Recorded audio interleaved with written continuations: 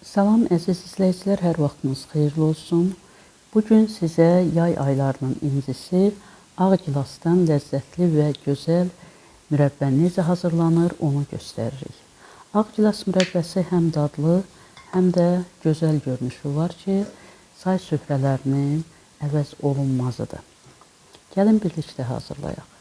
Yuduğumuz gilasların əvvəlcə saplağını təmizləyirik, sonra tumlarını təmizləyirik.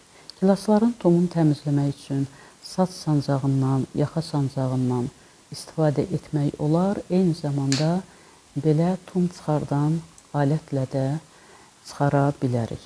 Ağ gilas faydalı bir meyvədir. Tərkibində dəmir və C vitamini zəngin olduğu üçün qan azlığına faydalıdır və qan dövranını yaxşılaşdırır. Bədəni toksinlərdən təmizləyir, stresi azaldır, insanı sakitləşdirir, sümükləri möhkəmləndirir, yuxunu tənzimləyir, dərini parlaqlaşdırır, həzm sistemini gücləndirir.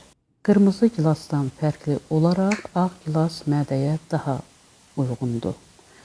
Və biz gilasın faydalarına danışa-danışa tumları çıxarıb qurtardıq və gördüyünüz kimi tərkibində kalsium, dəmir və digər vitamin və minerallar olduğu üçün tumu çıxartdığımız hissələrdə sanki qaralma olur. Bundan da qorxmaq lazım deyil, çünki şərbətdə qaynayan zaman o tamamilə saralır, sapsarı olur.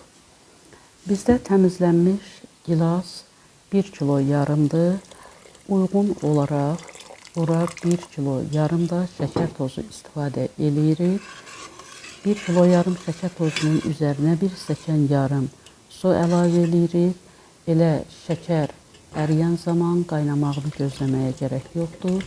Gilasları qazana əlavə edirik.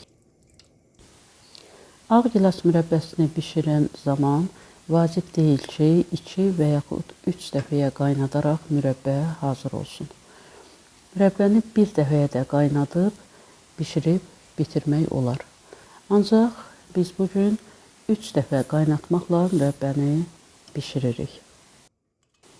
Birinci dəfə qaynara düşdükdən sonra 5-6 dəqiqə qaynayır, köpüklərini götürürük və sonra ləyənin altını söndürürük. Ləyənin altını söndürdükdən sonra köpükləri təmizləyirik. Bu şəkildə təmiz formada 5-6 saata qədər tamamilə soyuyur. Soyuduqdan sonra yenidən odun üzərinə yerləşdiririk. Əvvəlcə zəif odda qaynara düşənə qədər. Zəif odda elə ki qaynara düşməyə başladı. Bu zaman orta odda yenə də 5-6 dəqiqə qaynadırıq. Gilasların hər tərəfi bu şəkildə sapsarıdır. İkinci dəfədə 5-6 dəqiqə qaynadıqdan sonra yenə də ləyənin altını söndürürük. İkinci dəfədə köpükləri təmizləyirik və soymağını gözləyirik.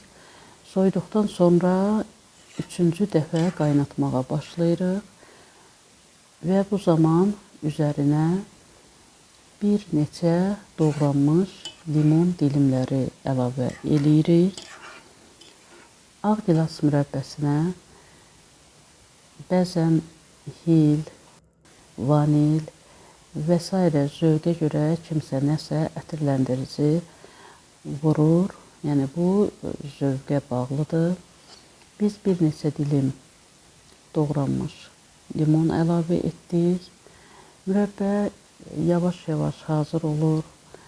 İçərəsinin qatılığından, meyvələrin qaynama formasından. Bunlar eyni zamanda mürəbbə hazır olan zaman onun ətrindən də hiss etmək olur ki, yəni artıq hazırdır. Hazır olmasına 1-2 dəqiqədə qalmış. Qaşığın ucunda limon duzu da əlavə edirik.